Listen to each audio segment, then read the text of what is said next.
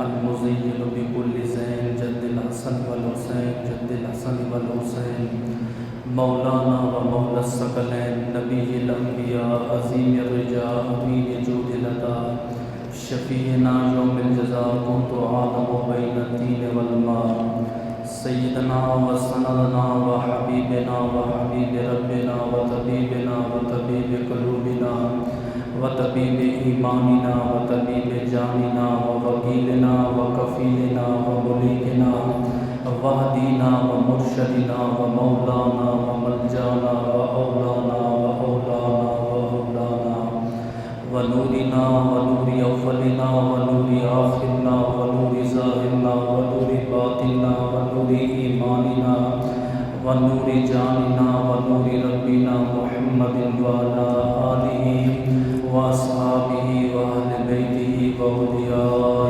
أمته أجمعين أما بعد فأعوذ بالله السميع العليم والسلطان الكريم من الشيطان الرجيم بسم الله الرحمن الرحيم قال الله تبارك وتعالى في القرآن المجيد والفرقان الحميد والقرآن الرشيد ولا تقولوا لمن يقتل في سبيل الله أموات بل أحياء ولكن لا تشعرون قال النبي صلى الله عليه وآله وسلم الحسن والحسين سيد الشباب أهل الجنة قال النبي صلى الله عليه وآله وسلم من أحبهما فقد أحبني ومن أحبني فقد أحب الله من أبغضهما فقد أبغضني ومن أبغضني فقد أبغض الله صدق الله العظيم بندہ پروردگارم امت احمد نبی دوستدارم چار یارم تابع اولاد علی مذہب حنفیہ دارم ملت حضرت خلیل خاک پائے غوث اعظم زیر سایہ ولی ان اللہ وملائکتہ یصلون علی النبی یا ایھا الذین آمنوا صلوا علیہ وسلموا تسلیما اللهم صل على سيدنا ومولانا محمد وعلى آل سيدنا ومولانا محمد وبارك وسلم عليه الصلاة والسلام عليك يا سيدي يا رسول الله وعلى آلك وصحابك يا سيدي يا حبيب الله الصلاة والسلام عليك يا سيدي يا خاتم النبيين شفيع المسلمين انیس الغریبین سراج الصالحین احمد مجتبیٰ جناب محمد مصطفیٰ کے دربار و ہر بار دربار میں ہدیتاً تحفتاً عقیدتاً محبتاً نذراناً درود شریف پڑھنے کے بعد دعا گو میرا پڑھنا اور آپ کا سننا اللہ پاک اپنے دربار بلجزل میں قبول و منظور فرمائے۔ اللہ پاک شہدائے اہل بیت اطہار کے صدقے سے ہم تمام مسلمانوں کو اپنے گھر بیت اللہ اور گنبد خضرا کا دیدار نصیب فرمائے۔ حضرت صلی اللہ تعالیٰ علیہ وآلہ وسلم نے امام حسنین کریمین کے لیے ارشاد فرمایا، آپ نے فرمایا قیامت کے دن یہ میرے بیٹے جنت میں نہیں بلکہ قیامت کے دن جنتی جوانوں کے سردار بن کے خدا کی جنت میں داخل ہوں گے۔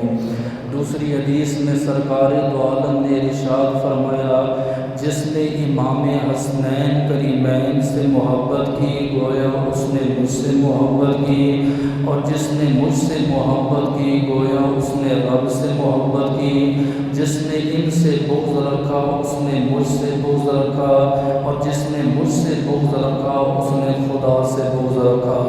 تیسری حدیث جو قابل غور ہے کہ سرکار دو عالم نے دعا مانگی، اور دعا کیا تھی؟ اللہم انی احبہما، اے اللہ میں ان دونوں شہزادوں سے محبت کرتا ہوں، وَأُحِبُّ مَن يُحِبُّهُمَا، اور قیامت تک میرا جو امتی ان سے محبت کرے گا میرے رب تو بھی ان سے محبت فرمانا۔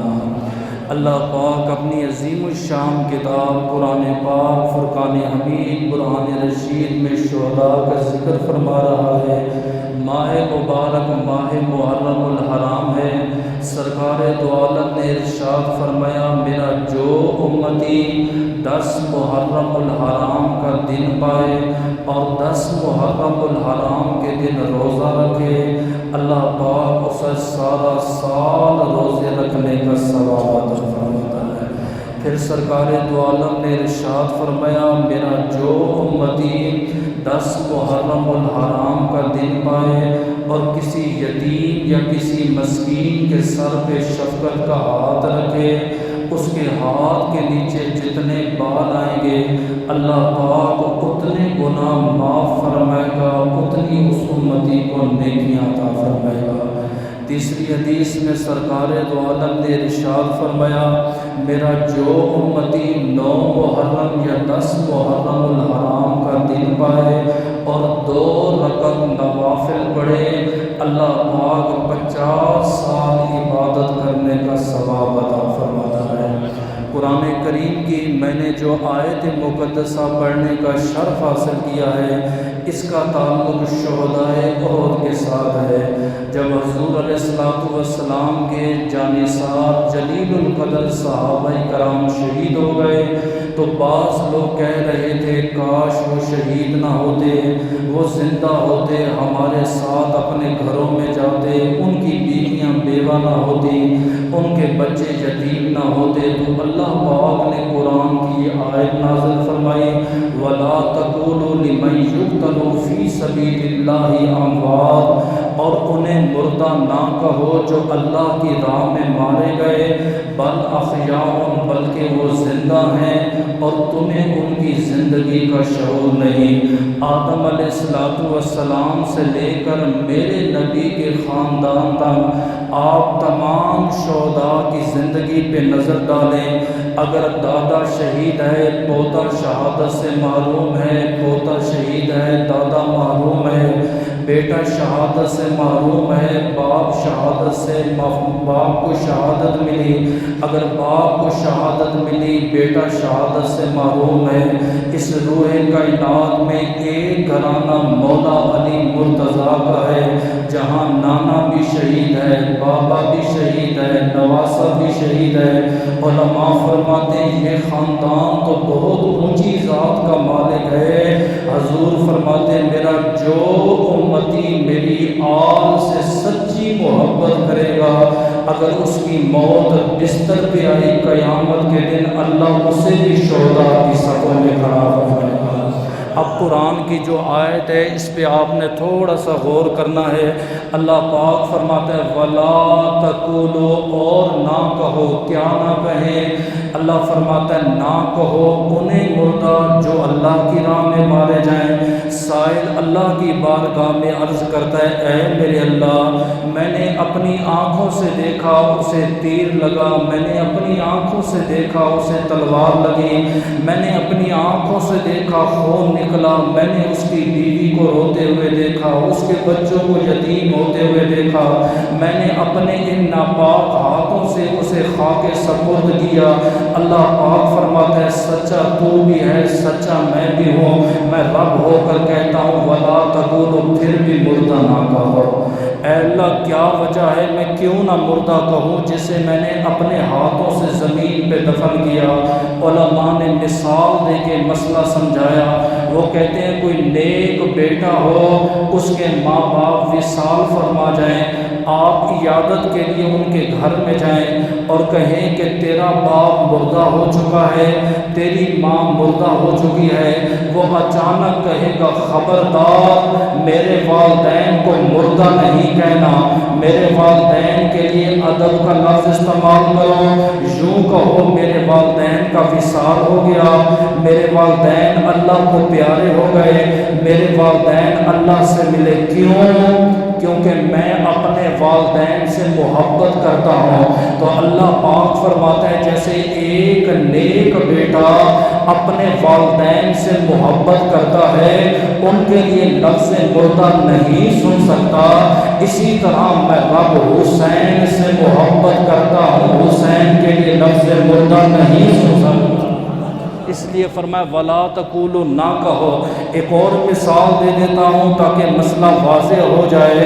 اگر کسی دوست پر الزام لگ جائے کہ فلاں نے ایسے کیا ہے، ساری دنیا اسے کہتی ہے تو نے ایسے کیا، تو ایسا ہے، تو ویسا ہے، لیکن جب اس کا جگری دوست اسے آ کے کہتا ہے تو نے ایسا کیا یا تو ایسا ہے، وہ فوراً کہتا ہے اے میرے دوست، ساری دنیا کہتی ہے کہنے دو، تو نہ کہے، تو میرا دوست ہے، تو میرا جگر ہے، تو میرا یار ہے۔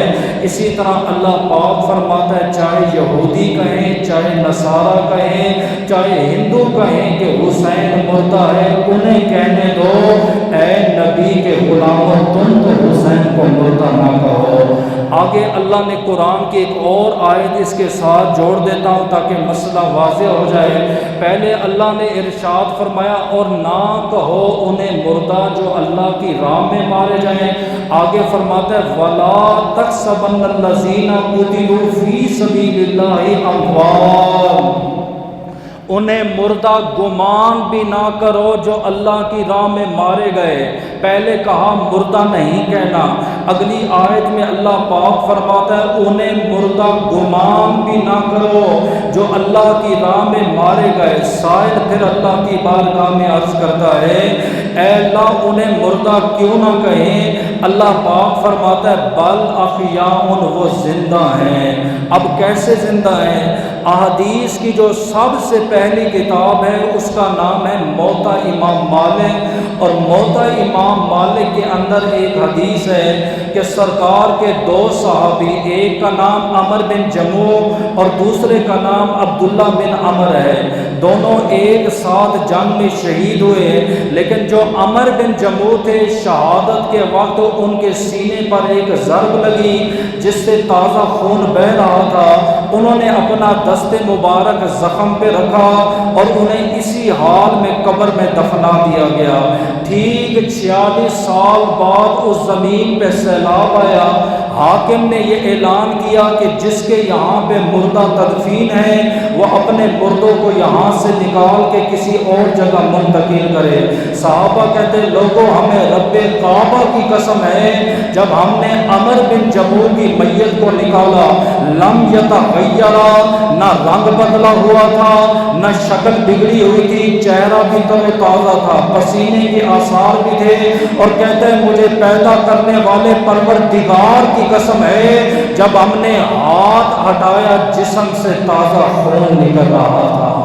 اللہ پاک فرماتا ہے نہ کہو انہیں مردہ جو اللہ کی راہ میں مارے جائیں۔ اب اللہ فرماتا ہے وہ زندہ ہیں۔ سائل سوال کرتا ہے اے اللہ اگر شہید زندہ ہے نظر نہیں آتا، ہمیں ملتا نہیں ہے، اپنے بچوں کے پاس نہیں آتا، اپنی بیوی کے پاس نہیں آتا، محلے میں نہیں آتا، ہم سے بیٹھتا نہیں، ہمارے پاس رابطہ نہیں کرتا، اگر زندہ ہے تو ہے کہاں؟ اللہ فرماتا ہے عند ربہ، میرے پاس ہے۔ اب اگر شہید کو ہم نے تلاش کرنا ہے پہلے رب کو تلاش کرنا پڑے گا۔ رب کہاں پہ ہے؟ اب میں قرآن کی تیسری آیت کا سہارا دیتا ہوں۔ اللہ پاک فرماتا ہے وَلِلَّهِ الْمَشْرِقُ وَالْمَغْرِبُ فَأَيْنَمَا تَوَلُّوا فَثَمَّ وَجْهُ اللَّهِ، مشرق بھی اللہ کا ہے، مغرب بھی اللہ کا ہے، زمین بھی اللہ کی ہے، آسمان بھی اللہ کا ہے۔ اللہ اپنی شان کے مطابق ہر ممکن جگہ پہ موجود ہے، ہر جگہ پہ نہیں موجود۔ اگر آپ نے غلطی سے یہ جملہ کہہ دیا کہ اللہ ہر جگہ موجود ہے تو آگے والا یہ سوال کر سکتا ہے کہ معاذ اللہ نقل کفر نہ باشن، کیا اللہ ناپاکی کی جگہ بھی موجود ہے؟ اللہ زنا کے اڈوں میں بھی موجود ہے؟ اللہ شراب خانوں میں بھی موجود ہے؟ نہیں، آپ نے کہنا ہے اللہ پاک اپنی شان جو اس کی شان کے لائق ہے ہر جگہ موجود ہے۔ اب مجھے بتاؤ شہید کہاں ہے؟ شہید اللہ کے پاس ہے۔ اللہ کہاں ہے؟ اللہ ہر جگہ موجود ہے۔ معلوم ہوا جہاں خدا کی ذات ہے وہاں حسین کی ذات ہے، نہ حسین خدا سے جدا ہے نہ خدا حسین سے جدا ہے۔ اب سنیے گا، یہ آپ کو تمہید میں نے بیان کیے تاکہ آپ کو شہید کا مقام پتہ چل جائے۔ سرکار دو عالم کی ایک صحابیہ کہتی ہے میں نے خواب دیکھا، اور خواب میں میں نے یہ دیکھا کہ اللہ کے رسول کے جگر کا یا آپ کے جسم اطہر کا ایک ٹکڑا کٹا، اور کٹنے کے بعد میری گود میں آ گرا۔ اس لیے علماء فرماتے ہر بندے کے سامنے خواب نہ بیان کرو، ہر بندہ خواب کی تعبیر نہیں جانتا۔ یہ صحابیہ کہتی ہے بڑی پریشان ہو گئی کہ کس منہ سے اللہ کے نبی کے دربار پہ جاؤں، کس منہ سے یہ خواب سناؤں۔ کہتی ہے 3 دن گزرے، میں سرکار دو عالم کی خدمت میں حاضر ہوئی، عرض کی اللہ کے رسول بڑا عجیب و غریب خواب دیکھا ہے۔ آپ نے فرمایا بیان کرو۔ عرض کی آقا بڑا ہی خطرناک خواب ہے۔ آپ نے فرمایا بیان کرو۔ عرض کی آقا میں نے دیکھا ہے آپ کے جگر کا یا آپ کے جسم کا ٹکڑا کٹ کے میری گود میں گرا۔ فتبسم رسول اللہ صلی اللہ علیہ وآلہ وسلم، میرے نبی مسکرا پڑے۔ صحابیہ کہتی یا رسول اللہ میں نے اتنا عجیب و غریب خواب دیکھا ہے، آپ مسکرا رہے ہیں۔ آپ نے فرمایا اے میری بیٹی، اس کی تعبیر یہ ہے ان قریب اللہ پاک میری صاحبزادی کو ایک بیٹا دے گا، اور جب اس کی ولادت ہوگی سب سے پہلے میرا بیٹا حسین تیری گود میں آئے گا۔ کہتے ہیں سیدنا امام حسین کی ولادت ہوئی، تعبیر پوری ہوئی، امام حسین کو میرے گود میں رکھا گیا۔ سرکار دو عالم کو اطلاع دی گئی کہ آپ کی بیٹی کے ہاں ایک نواسے کی ولادت ہوئی ہے۔ حضرت تشریف لائے، آپ نے پوچھا مولا علی نام کیا رکھا ہے؟ ایک روایت کے مطابق حضرت علی فرماتے ہیں بڑے شہزادے کا نام میں نے حضرت حمزہ رکھا، اور چھوٹے شہزادے کا نام میں نے حضرت جعفر رکھا۔ آپ نے فرمایا انی امرت اغیر باسمہ، اللہ پاک نے مجھے حکم دیا ہے ان دونوں کے نام بدل دو۔ مولا علی شیر خدا فرماتے ہیں یا رسول اللہ ماں باسمہ، ان کے کون سے نام رکھے جائیں؟ آپ نے فرمایا الحسن والحسین، ایک کا نام حسن رکھو، دوسرے کا نام حسین رکھو۔ حسن بھی خدا کا محبوب ہوگا، حسین بھی خدا کا محبوب ہوگا۔ اب جب عرب میں یہ 2 نام آئے، آدم کی تاریخ سے لے کر حضرت عبداللہ تک، یہ کسی بچے نے، کسی بڑے نے، کسی بادشاہ نے اپنے یا اپنے شہزادوں کے یہ نام نہ رکھے، تو تمام عربی جمع ہو گئے۔ عرض کی اللہ کے رسول یہ نام آپ کو ذہن میں کیسے آئے، یہ نام آپ نے کہاں سے لیے؟ آپ نے فرمایا الحسن والحسین فی اسماء اہل جنہ، یہ زمین کے نام نہیں ہے، جنت سے اللہ پاک نے میرے لیے تحفہ بھیجا۔ جنت کے نام ہے، پھر تو کسی غلمان کے ہوں گے، کسی فرشتوں کے نام ہوں گے۔ آپ نے فرمایا نہیں، آج تک جنت میں پہلے ذکر تھا زمین پہ، آج تک یہ نام کسی نے نہیں رکھا۔ اب بات آگے جنت کی، فرمایا آج تک 8 جنتوں میں حوریں بھی ہیں، غلمان بھی ہیں، فرشتے بھی ہیں، جنتی بھی ہیں، جنتی کے سردار بھی ہیں، لیکن آج تک اللہ پاک نے یہ نام کسی کو نہیں رکھنے دیا۔ اے اللہ کے رسول یہ نام پھر کہاں تھے؟ فرمایا ان اللہ حجابا، اللہ پاک نے ان دونوں ناموں کو جنت کے پردوں میں چھپا کے رکھا تھا۔ اے اللہ کے رسول وجہ؟ فرمایا اللہ پاک نے ازل سے ارادہ فرمایا تھا علی کے گھر جب 2 بیٹے پیدا ہوں گے یہ نام میں ان کے دوں گا، ایک کا نام حسن ہوگا، دوسرے کا نام حسین ہوگا۔ امام طبرانی فرماتے ہیں جنت اور دوزخ کا آپس میں مناظرہ ہو گیا۔ دوزخ کہنے لگی انا خیر من کا، میں تجھ سے بہتر ہوں، اور جنت کہنے لگی انا خیر من کا، میں تجھ سے بہتر ہوں۔ جب ان کا آپس میں جھگڑا ہوا ایک دوسرے کو دلائل دینے لگے۔ اب دوزخ کہنے لگی قیامت کے دن بے نمازی، بے حاجی، بے غازی، گناہگار، فاسق، فاجر سارے میرے پاس ہوں گے۔ جنت نے کہا میں افضل ہوں، قیامت کے دن نمازی، حاجی، غازی، عبادت گزار جتنے بھی ہیں، صوم و صلات کے پابند، وہ میرے پاس ہوں گے۔ دوزخ نے کہا میں افضل ہوں، قیامت کے دن بڑے بڑے جابر، بڑے بڑے بادشاہ، بڑے بڑے ظالم، وہ سارے کے سارے میرے پاس ہوں گے۔ جنت خاموش ہوگی، جواب نہ ملا۔ اس نے دلیل ایسے دی، کہا جابر ظالم جتنے بڑے بڑے بادشاہ ہیں وہ میرے پاس ہوں گے، جنت خاموش ہو گئی۔ اللہ پاک نے جنت سے خطاب کیا، اے جنت خاموش کیوں ہو گئی؟ اے اللہ دوزخ نے دلیل ایسی دی ہے، قیامت کے دن بڑے بڑے جابر بادشاہ میرے پاس ہوں گے۔ آپ نے فرمایا جنت پریشان نہ ہو تو دوزخ کو کہہ دے قیامت کے دن بڑے بڑے جابر تیرے پاس ہوں گے، نبی کا نواسا حسین میرے پاس ہوگا۔ اس طرح اللہ پاک نے جنت کو دوزخ کے اوپر غلبہ عطا فرمایا۔ اب 3 بندے ایسے ہیں جن کے لیے نبی پاک نے اپنے والدین کو قربان کیا۔ ایک سیدہ طیبہ طاہرہ حضرت فاطمہ، آپ نے فرمایا فدا کا امی و ابی، اے میری بیٹی میں محمد کے والدین تیرے اوپر قربان جائیں۔ آج تک کسی باپ نے اپنی بیٹی کو یہ کہا اے میری بیٹی تیرا دادا تیری دادی تجھ پر قربان جائے؟ نہیں، کہتے تو ان پہ قربان جا۔ واحد ایک ذات ہے سیدہ زہرا کی، آپ نے فرمایا میں محمد عربی کے والدین تجھ پہ قربان جائیں۔ دوسرے کون ہیں؟ حضرت سعد رضی اللہ تعالیٰ عنہ نبی پاک کے صحابی ہیں۔ جب ام ایمن کو ایک کافر نے تیر مارا، آپ نے فرمایا ارمی یا سعد فدا کا امی و ابی، اے سعد تو تیر چلا میں محمد کے والدین تیرے اوپر قربان ہیں۔ تیسرا وہ خوش نصیب کون ہے؟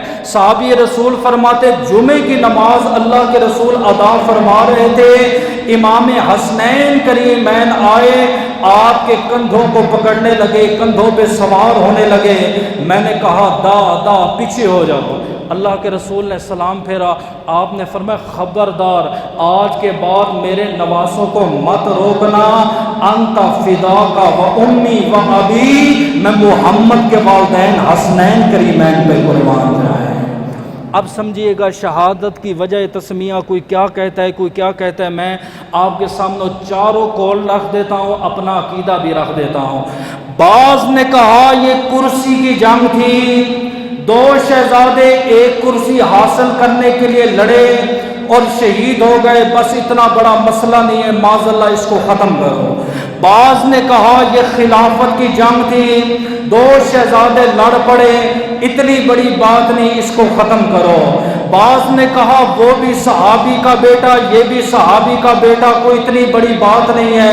ایسے ہی عوام الناس نے اس مسئلے کو اٹھایا ہوا ہے، یہ 2 شہزادوں کی جنگ تھی۔ بعض نے معاذ اللہ امام حسین کو باغی کہا کہ سیدنا امام حسین کو یہ حق حاصل نہیں تھا، جب یزید امیر بن چکا تھا امام حسین کو چاہیے تھا وہ اس کی بیعت کر لیتے۔ امام حسین نے ایک حاکم کے خلاف خروج کیا، معاذ اللہ سیدنا امام حسین باغی ہے۔ اب ہمارا عقیدہ سن لو، ہم کہتے ہیں کہ امام حسین سے جو یزید کی جنگ ہوئی ہے، نہ یہ کرسی کی جنگ تھی، نہ یہ خلافت کی جنگ تھی، نہ یہ کسی اور لالچ کی جنگ تھی، بلکہ یہ ساری جنگ جو تھی عزت اسلام کی جنگ تھی۔ اس کی وجہ حضرت عبداللہ بن حنظلہ وہ فرماتے صحابی رسول ہیں امام سیوطی کے حوالے سے، جب یزید تخت پہ آ کے بیٹھا، شراب عام ہوئی، زنا عام ہوا، بچیوں کا قتل عام ہوا، حتیٰ کہ اس نے اپنی بیوی کو طلاق دی، پھر اس سے نکاح کیا، اس سے جو لڑکی پیدا ہوئی اس سے یہ فائدہ اٹھاتا رہا، بچیوں کو اپنے دربار میں یہ ڈانس کرواتا رہا، نچواتا رہا۔ جب یہ خبر امام حسین کو ملی، آپ نے فرمایا علی کا بیٹا اپنا سر کٹوا دے گا لیکن اس ظالم کی بیعت نہیں کرے گا۔ یہ ہمارا ایمان عقیدہ، یہ عزت اسلام کی جنگ تھی، نہ کہ یہ کرسی، نہ کہ یہ خلافت کی جنگ تھی۔ اب آپ کے ذہن میں اور سوال آئے گا کہ سیدنا امیر معاویہ، باپ کو پتہ ہوتا ہے بیٹا کیسا ہے، سیدنا امیر معاویہ نے اس کو تخت پہ کیوں بٹھایا، اس کو خلافت کیوں دی؟ علماء فرماتے ہیں جب امیر معاویہ بیمار ہوئے، ایک قاصد آیا، اس نے کہا حضرت یزید معاذ اللہ بڑا دانشور ہے، بڑا عقل مند ہے، بڑا جو ہے اچھا آدمی ہے، آپ اسے اپنی کرسی پر بٹھا دو، مسند پہ بٹھا دو۔ امیر معاویہ نے کہا بھئی اگر 3 بندے یزید کو امیر مان لیں اس کے بعد یہ امیر ہوگا۔ پہلا نام لکھا حضرت عبداللہ ابن عباس کا، دوسرا نام لکھا حضرت عبداللہ ابن زبیر کا، تیسرا نام لکھا سیدنا امام حسین کا۔ سمجھ آئی؟ آپ نے یہ تین نام لکھ کے یزید کو دے دیے، کہا بیٹا اگر ان تینوں میں سے آپ کو یہ بندے امیر مان لیں اور اگر آپ کو یہ سمجھتے ہیں کہ آپ صاحب صلاحیت ہو، اس کرسی کے مستحق ہو، کرسی کے حقدار ہو، آج کے بعد مجھے آپ سے کوئی اعتراض نہیں، آپ اس کرسی پہ بیٹھ جانا۔ بعض کہتے ہیں کہ یزید کا کردار اس وقت ٹھیک تھا، لیکن جب اقتدار ملا، اقتدار کے بعد اس کا کردار بدل گیا، اس کا اصلی روپ جو ہے مسلمانوں کے سامنے آیا۔ اب یزید نے جب خط ملا کہ بابا نے تو بڑی عجیب شرطیں لکھ دی ہیں، یزید نے راتوں رات خط لکھا عبداللہ بن زبیر، حضرت عبداللہ بن عباس کو کہ تم راتوں رات آؤ، میری بیعت کرو، مجھے اپنا امیر مانو، مجھے اپنا پیر مانو، مجھے اپنا خلیفہ مانو، اور اکیلے مت جانا، ساتھ امام حسین کو لے کر آنا۔ جب یہ خط عبداللہ بن زبیر نے پڑھا، ابن عباس نے پڑھا، انہوں نے کہا امام حسین لگتا ہے کہ یزید تخت پہ بیٹھنے والا ہے اور وہ ہمیں بلا کے بیعت کرنا چاہتا ہے، کیا حکم ہے؟ آپ نے فرمایا حسین کا سر حاضر ہے لیکن حسین بیعت نہیں کرے گا۔ جب انکار ہو گیا، اب یزید سمجھ گیا کہ حسین نے اگر بیعت نہیں کی، نہ مدینہ میرا نہ مکہ میرا۔ اس نے ولید کو بلایا، ولید کو کہا میں تجھے اتنا مال دوں گا، درہم دوں گا، دینار دوں گا، قرآن حدیث کا سہارا لے۔ لفظ غور کرنا، قرآن حدیث کا مذہب کا سہارا لے اور امام حسین کو قائل کر تاکہ سیدنا امام حسین مجھے اپنا امیر مانے۔ ولید گیا، اس نے کہا امام حسین قرآن کہتا ہے وَأَطِیعُوا اللَّهَ وَأَطِیعُوا الرَّسُولَ، قرآن کئی مقام پہ کہتا ہے اپنے امیر کی، جس کو آپ نے ووٹ دیا، جسے آپ نے خلیفہ بنایا، اس کی اطاعت کرو، اس کی فرما برداری کرو۔ نبی کی حدیث بھی ہے تمہارا امیر حبشی ہو، اگر اس کا سر انگور جیسا ہو، اس کی شکل نہ دیکھو بلکہ اس کی اطاعت کرو۔ آگے بھی امام حسین تھا، قرآن کس کے سامنے پڑھ رہا تھا؟ اس بیوقوف کو نہیں پتا تھا تو ان کے سامنے قرآن پڑھ رہا ہوں جن کے خاندان پہ اللہ نے قرآن نازل فرمایا ہے۔ آج کا کوئی جاہل ہوتا باتوں میں آ جاتا وہ سچے یہ جھوٹے، نہ، میرے پیر امام حسین نے کہا ولید قرآن کے ساتھ دغا مت کر، قرآن کی پوری آیت پر اللہ فرماتا ہے یا ایھا الذین آمنوا اطیعوا اللہ واطیعوا الرسول۔ اے ایمان والو، یزید ایمان والا ہے، یزید ایمان والا ہے۔ ولید چپ کر گیا۔ فرمایا نبی نے کہا امیر کی اطاعت کرو اگر اس کا سر انگور کی طرح ہو۔ کہا میرے نانا کی ایک حدیث دکھا جس میں لکھا ہو امیر شراب پیے زنا کرے اس کی بھی اطاعت کرو۔ فرمایا میں تجھے اپنے نانا جان کی حدیث سناتا ہوں جو میں نے اپنے کانوں سے سنی ہے، امیر جیسا بھی ہے منظور ہے، اگر امیر شریعت کے خلاف ایک قدم بھی اٹھائے اس کی اطاعت نہیں کرنی، اس کی بیعت نہیں کرنی۔ ولید واپس چلا گیا، اس نے کہا یزید تو جتنی کوشش کر لے آگے نواسہ امام حسین ہے وہ تیری بیعت نہیں کرے گا۔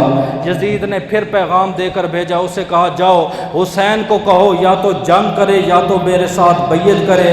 آپ نے فرمایا جنگ ہوگی لیکن نہ میں مدینے میں کروں گا نہ میں مکہ میں کروں گا۔ اس نے کہا حسین کیوں؟ آپ نے فرمایا ان شہر پر میرے نانا کے قدم لگے ہیں، اگر خون کا قطرہ گر گیا حسین کی غیرت گوارا نہیں کرتی۔ ایسا حاکم ہو، ایسا عادل ہو، فرمایا ایک بوند بھی خون کی نہیں گرنے دوں گا۔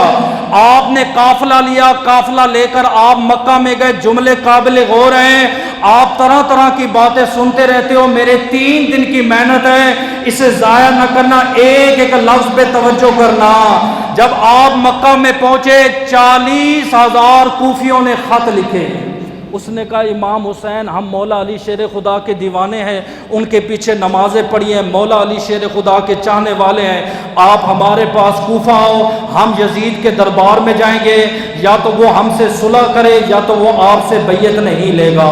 آپ نے جب جانے کا ارادہ کیا صحابہ اکرام نے آپ کو روکا، آج جو اعتراض کیا جاتا ہے نبی کے صحابہ کیوں نہ گئے، نبی کے صحابہ موجود کیوں نہ تھے، میں کہتا ہوں گن، حضرت امام حسین ایک، امام حسین کے دو شہزادے تین، امام حسین کی بیٹی حضرت سکینہ چار، امام حسین کی تین بیویاں ملاؤ تو 9، اور حضرت قاسم بن حسن 11، اور تین بیٹے جن کا نام خلفائے راشدین پہ رکھا وہ ملاؤ تو بنتے ہیں 16۔ اسی طرح حضرت زینب امام زین العابدین کو ملاؤ 17۔ کل ملا کے میری تحقیق کے مطابق اہل بیت اطہار کے افراد تھے 22 یا 23 افراد تھے۔ اور کربلا میں کتنے تن شہید ہوئے ہیں؟ 72۔ کتنے؟ باقی کہاں سے آئے ہیں؟ باقی سارے کے سارے صحابہ کی آل و اولاد ہے۔ 40,000 کوفیوں نے خط دیا، 3 بوریاں تیار ہوئی۔ امام حسین نے مکہ والوں کو کہا، اصحاب نبی کو کہا اب تو کوفہ والے میرے ساتھ ہیں، مجھے جانے دو۔ انہوں نے کہا کوفی لا یوفی، فرمایا کوفیوں میں وفا نہیں ہوتی۔ امام حسین آپ ان غداروں کو، ان کو آپ نہیں جانتے، ہم ان کو نسل سے جانتے ہیں، انہوں نے ہمیشہ دھوکہ کیا یا آپ کے ساتھ نہیں۔ آپ نے فرمایا ایسا ہے جھگڑا ختم کرتا ہوں، میں امام مسلم بن عقیل کو بھیجتا ہوں، امام مسلم بن عقیل جائیں گے، جائزہ لیں گے حالات کا، اگر امن ہوا سکون ہوا مجھے بتائیں گے، میں جاؤں گا، نہیں تو مدینے واپس لوٹ جاؤں گا۔ آپ نے امام مسلم بن عقیل کو بھیجا، امام مسلم بن عقیل گئے، آپ نے آپ نے کوفہ میں جا کے جب امام حسین کا نعرہ لگایا 40,000 کوفیوں نے لبیک یا حسین کہہ کے آپ کے قدموں میں جمع ہو گئے۔ کسی نے خبر دی یزید کو کہ حضرت آپ یہاں پہ بیٹھے ہو، مسلم بن عقیل نے امام حسین کا نام لیا ہے، امام حسین خود نہیں آئے، نام لیے، 40,000 بندہ اکٹھا ہو گیا، جے کل پھر نعرہ لگا 80,000 تیری جھوٹی حکومت ختم ہو جائے گی۔ جب امام مسلم نے دیکھا امن ہے سکون ہے ہر طرف، آپ نے خط لکھا، اے میرے پیارے بھائی امام حسین یہاں پہ امن ہے سکون ہے، آپ اپنا قافلہ لے کے مکہ سے روانہ ہو جائیں۔ یہ شعر پڑھا جاتا ہے نا، جن کو دھوکے سے کوفہ بلایا گیا، جن کی گردن پہ خنجر چلایا گیا، اس حسین ابن حیدر پہ لاکھوں سلام، اس کی یہی وجہ ہے۔ اور بعض کہتے ہیں نہیں، کوفیوں نے کہا تھا آپ آئیں ہم آپ کی مدد کریں گے، کوفہ والے یزید کے ساتھ ملے ہوئے تھے، کہا حسین جب مکہ سے روانہ ہوگا درمیان میں روک دیں گے، تھوڑی دھمکی دیں گے، ڈرائیں گے، اچانک مان جائے گا، آپ کی بیعت ہوگی، آپ کی بلے بلے ہو جائے گی۔ اس لیے کہتے ہیں جن کو کوفے، جن کو دھوکے سے کوفہ بلایا گیا، جن کے گردن پہ خنجر چلایا گیا، اس حسین ابن حیدر پہ لاکھوں سلام۔ اب امام حسین مکہ سے روانہ ہو گئے، قافلہ ساتھ ہے۔ ادھر جب یزید کو پتا چلا مسلم بن عقیل کوفہ میں ہے اور نماز پڑھا رہا ہے، یزید نے کہا جو امام مسلم کے ساتھ ہے کھڑا ہو جائے، میں آ رہا ہوں۔ 40,000 بندہ جماعت میں تھا، 40,000۔ امام مسلم نے سلام پھیرا 7,000 بندہ، آپ نے دوسری طرف سلام پھیرا 2,000 بندہ، سارے آپ کو تنہا چھوڑ گئے۔ امام مسلم کو شہید کیا، ایک مینارے سے نیچے گرایا، شہادت کے بعد نیزہ آپ کے پیٹ میں گاڑ کے آپ کی لاش کو مینارے پہ لٹکا دیا۔ اب امام حسین سکون سے چین سے آ رہے ہیں، امن ہے سکون ہے، میرا چچا زاد بھائی بھی موجود ہے۔ راستے میں ایک قاصد ملا، کہا حسین کہاں جا رہے ہو؟ جملہ قابل غور ہے، حسین کہاں جا رہے ہو؟ آپ نے فرمایا کوفہ جا رہا ہوں۔ حسین مت جانا، کوفہ والے یزید سے ملے ہوئے ہیں۔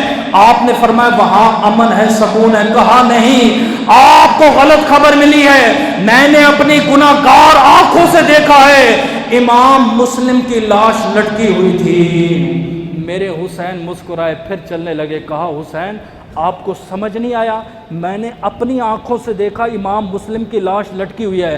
فرمایا شکر ہے خدا کا، لٹکا ہوا تھا، جھکا ہوا تو نہیں تھا۔ ہائے ہائے، فرمایا خدا کا شکر ہے ہمارا چچا زاد بیٹا لٹکا ہوا تھا، جھکا ہوا تو نہیں تھا۔ امام حسین گئے، جیسے ہی کربلا کی زمین پہ قدم رکھا، حور بن یزید آ گیا، یہ یزید کی پارٹی کا تھا۔ اس نے امام حسین کو روکا، آپ نہ روکے، پھر روکا، آپ نہ رکے، تیسری بار اس نے گھیراؤ ڈالا۔ وہ زمین کربلا کی تھی، ظہر کی نماز کا وقت آ گیا، تپتی ریت پر میرے امام نے تیمم کیا۔ علی اصغر کو کہا بڑے شہزادے ہیں، فرمایا بیٹا آزان دے۔ آپ نے اس زمین پر آزان دی، میرے پیر امام حسین نے نماز پڑھی، حور بن یزید نے پیچھے نماز پڑھی۔ ایک وہ کافر نہیں تھے، یہ بھی مسلمان تھے۔ حور بن یزید نے نماز پڑھی، عصر کا وقت ہوا، آزان ہوئی، نماز پڑھی، پھر نماز پڑھی، مغرب کی نماز پڑھی۔ شام تک یزید کو قاصد گیا، فرمایا کیا حال ہے حسینی قافلے کا؟ کہا کربلا کی زمین پہ روک دیا ہے۔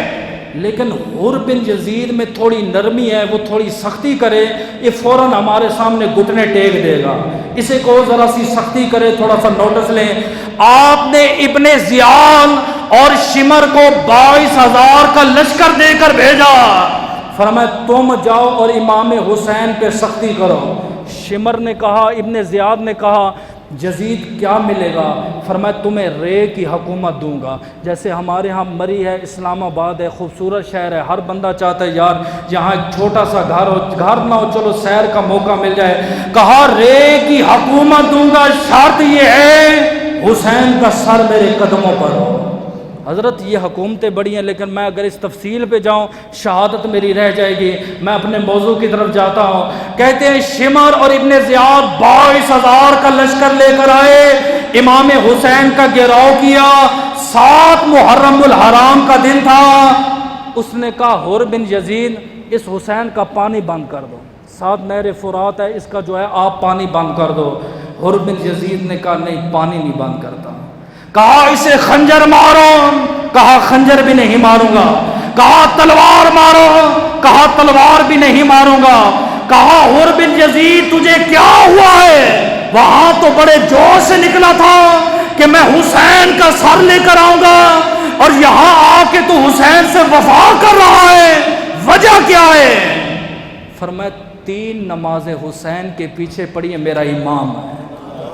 سنیے تمہیں یہ مسئلہ سمجھ آ جائے، اماموں پہ نظر رکھتے ہو، یہ مولوی صاحب کیا کر رہے ہیں، مولوی کہاں جا رہے ہیں، مولوی سے جھگڑتے ہو، خدا کا خوف کرو۔ تھا یزید 3 نمازیں حسین کے پیچھے پڑھی۔ علماء فرماتے امام متقی پرہیزگار ہونا چاہیے، کیوں؟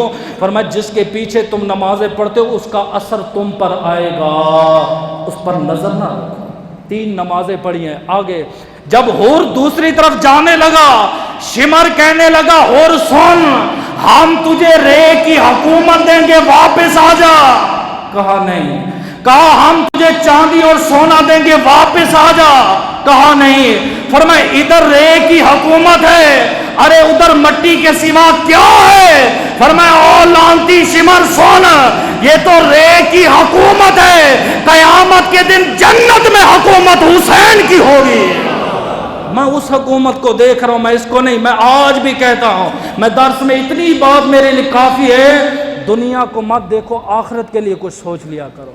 حور بن یزید وہاں پہ کھڑا ہو گیا، سیدنا امام حسین نکلے اور آپ نے ایک خطاب کیا، وہ خطاب قابل غور ہے۔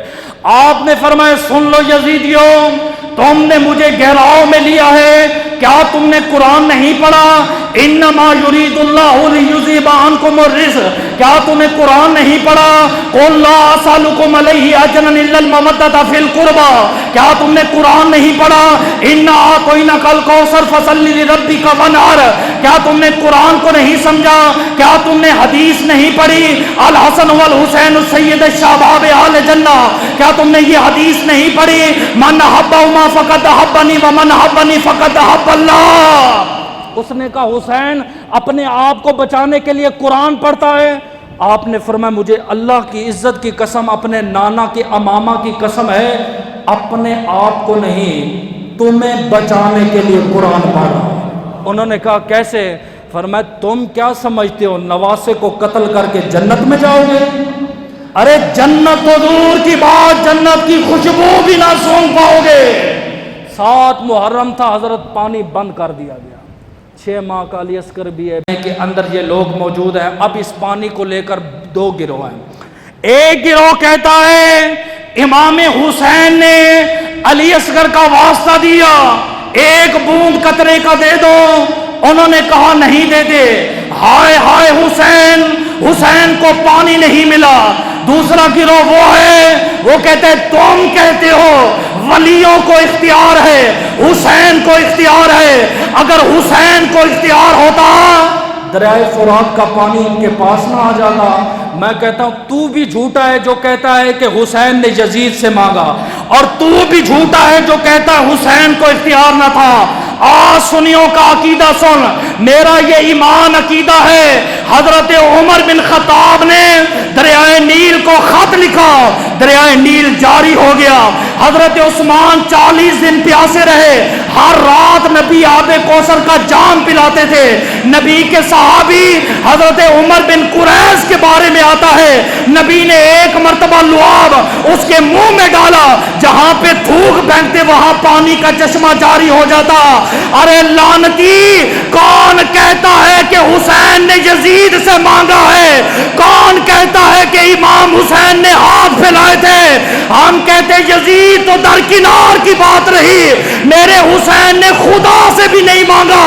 اگر ایک بار میرا حسین اشارہ کرتا، درائے فرات چل کے آپ کے قدموں کا طواف کرتا ہوا نظر آتا۔ ظالموں، کس نے کہا ہے حسین نے پانی مانگا ہے؟ کون کہتا ہے کہ پانی کو ترستے تھے حسین؟ ارے پانی تو ترستا تھا پیاسا حسین کے ہونٹوں کے لیے۔ اگلی ایک اور مثال دے دوں، سیدہ فاطمہ الزہرا فرماتی ہے میں سفر میں تھی، اچانک رونے کی آواز آئی، نبی نے فرمایا بلال قافلے کو روکو، بچے رو رہے کس کے ہیں؟ آقا آپ ہی کے ہیں، امام حسن حسین ہے۔ بیٹی کیا ہوا؟ آقا دونوں پیاسے ہیں۔ قافلے والوں پانی ہے؟ کہا نہیں ہے۔ آپ نے فرمایا لے آؤ۔ حسین کو اپنے پاس بٹھایا، اپنی زبان امام حسین کے منہ میں ڈالی، سیراب ہو گئے، امام حسین کے منہ میں ڈالی، سیراب ہو گئے۔ میں آپ کو یہاں ایک اور مثال دے دوں، عبداللہ بن مبارک کہتے ہیں میرے سینے میں 4 صحابہ کا بغض تھا، جب بغض ختم ہوا نبی نے ایک مرتبہ آب کوثر پلایا، 18 سال تک پیاس نہیں لگی۔ ایک بار جس نے نبی کے ہاتھوں سے آب کوثر پیا، 18 سال تک پیاس نہیں لگی۔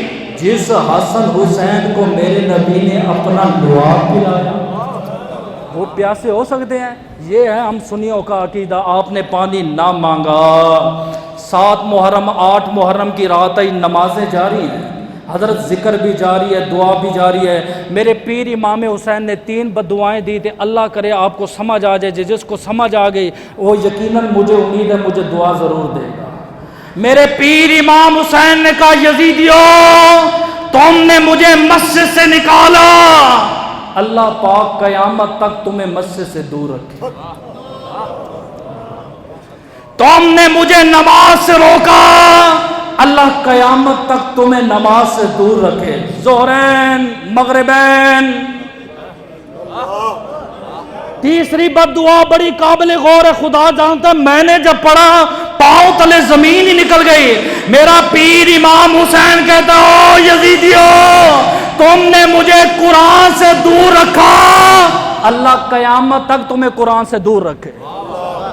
ایک حافظ تو دکھا دو ہمیں، نہیں ملے گا۔ یہ میرے پیر امام حسین کی بددعا ہے۔ اب آ گئی شہادت کی باری، اندر سے آواز آئی العطش العطش، پیاس ہے۔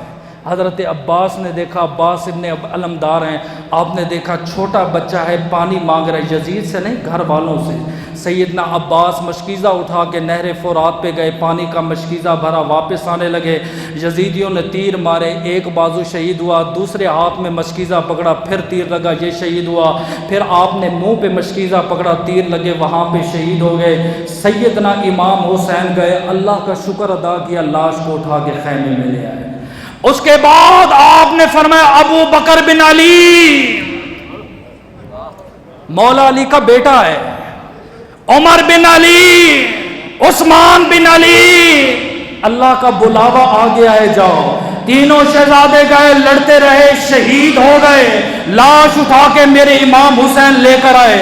اس کے بعد حضرت علی اکبر جو مولا علی شیر خدا کے بڑے صاحبزادے، عمر 18 سال ہے، آپ نے فرمایا بیٹا اللہ کا بلاوا آیا تو جا۔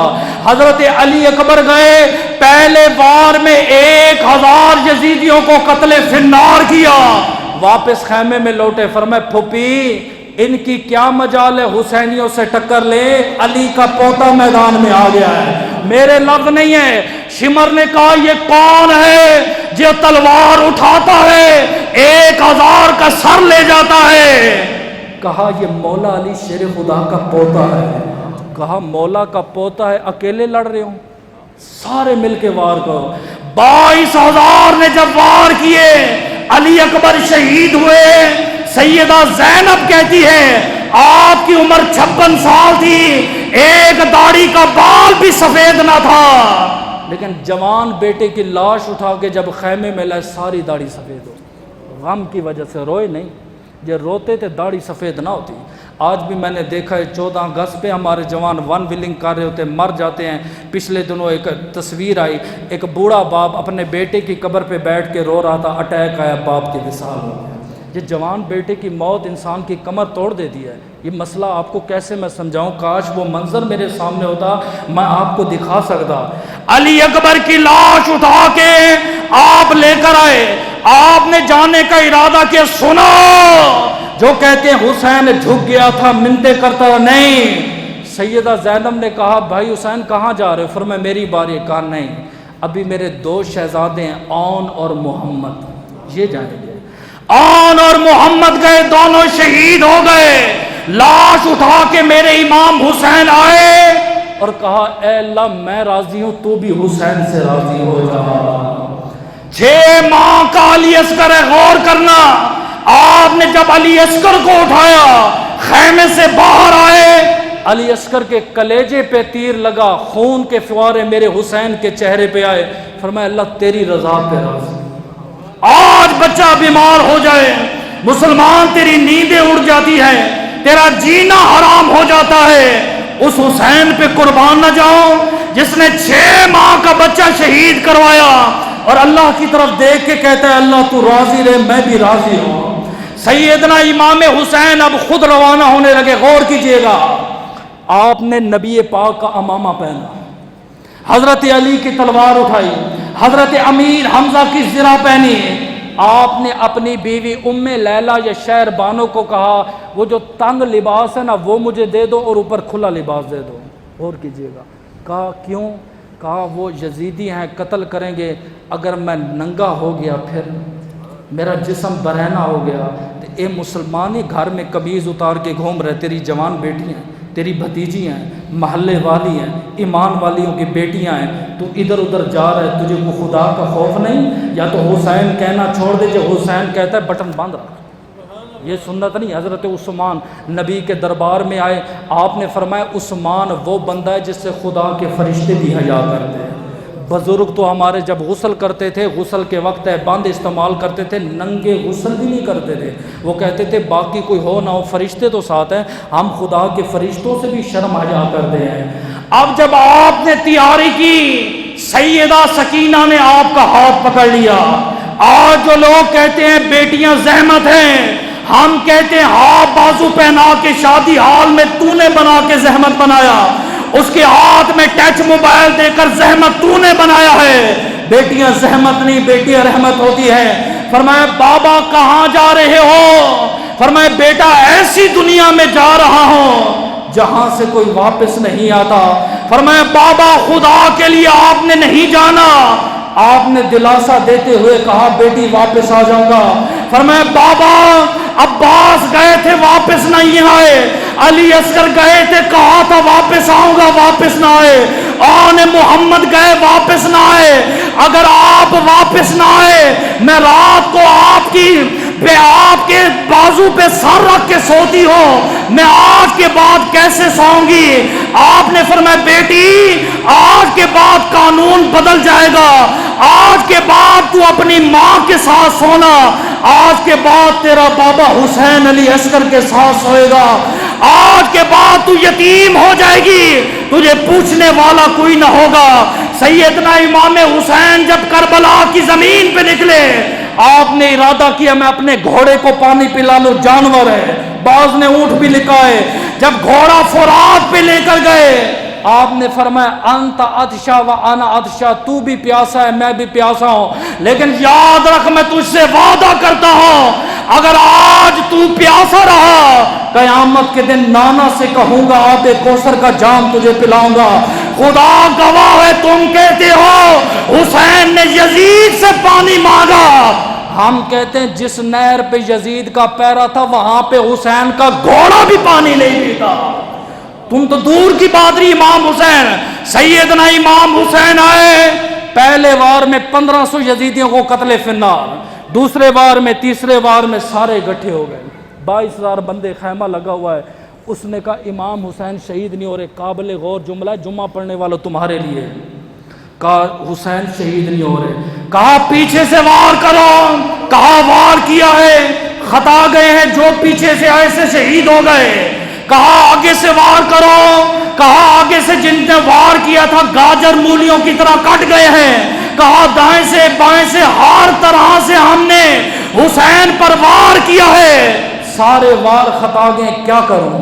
شمر کہہ رہے دشمن امام حسین، کہتے ٹھہرو مجھے سوچنے دو، سوچتا رہا، کہتا ہے ہاں تھوڑی دیر بیٹھ جاؤ، آذان ہونے دو، حسین کو نماز پڑھنے ہے۔ نمازی ایسا کہ دشمن بھی اعتراف کر رہا ہے حسین کو نماز پڑھنے دو۔ جب نماز ہوگی، مولا علی شیر خدا کا ذکر آیا، کہا علی کا تیر نکالنا ہے، فرمایا نماز پڑھنے دو۔ امام زین العابدین کے گھر میں آگ لگی، کیسے بچائے، فرمایا نماز پڑھنے دو۔ ارے اہل بیت اطہار نے تو کبھی نماز کو چھوڑا نہیں۔ فجر تیری سونے میں گزر جاتی ہے، ظہر تیری کام میں گزر جاتی ہے، عصر تیری چائے میں گزر جاتی ہے، مغرب اور عشاء تیری تھکاوٹ میں گزر جاتی ہے، پھر کیسے کہتا ہے میں حسین کا غلام؟ میرے حسین نے 72 کی لاشیں اٹھائیں، لیکن خدا گواہ ہے نماز نہ چھوڑی۔ آپ نے تیمم کیا، نماز کے لیے کھڑے ہوئے، جیسے ہی سر سجدے میں رکھا، شمر آپ کے قریب آیا، ابن زیاد آیا، تیروں سے وار کیا، تیروں سے وار کرنے کے بعد آپ کی گردن کو کاٹا گیا، جبکہ سرکار کی حدیث ہے مصلح کرنے سے نبی نے منع فرمایا، لیکن چور ہمیشہ غلطی کر جاتا ہے، ایسی ہے نا، چور ہمیشہ، آپ کو برا تو نہیں لگا ان کو چور کہہ رہا ہوں، چور ہمیشہ غلطی کر جاتا ہے، ان سے غلطی پتہ کیا ہوئی؟ امام حسین کو شہید کرنے کے بعد بڑا سا ایک نیزہ لیا اور اس پہ امام حسین کا سر رکھ کے نہ اوپر لٹکا دیا، سمجھ آئی؟ کہتے تھے حسین کا سر جھکائیں گے، میں کہ بدبخت ہو، حسین کا سر کٹنے کے بعد بھی اونچا رہا، مٹی میں مل گئے ارادے یزید کے، آج بھی لہرا رہا ہے پرچم حسین